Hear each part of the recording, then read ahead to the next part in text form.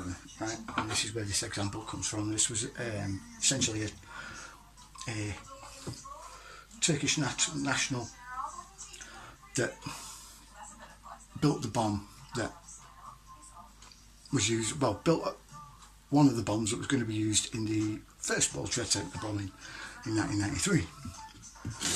And many of you are going, what, first?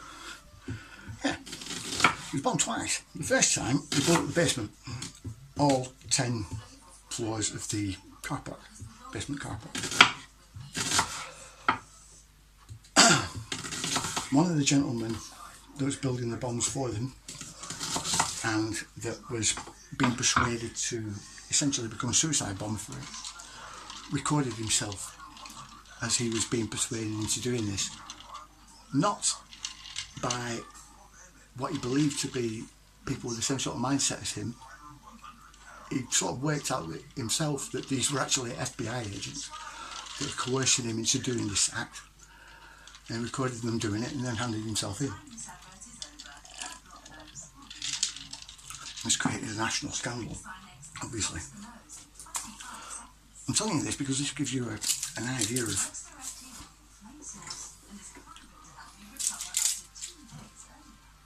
where I'm going to be going with this video, right?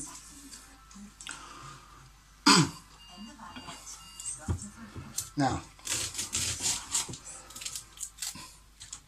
during the 80s, the CIA settled the Mujahideen, right, in Afghanistan.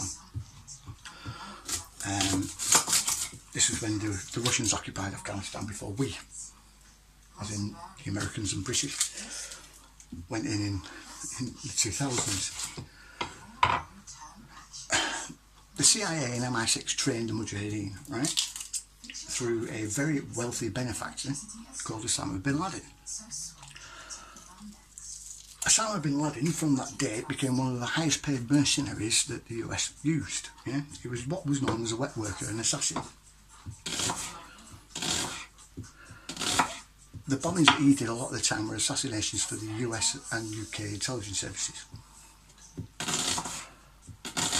And when the US needed some sort of scapegoat or someone to blame, or a terrorist organisation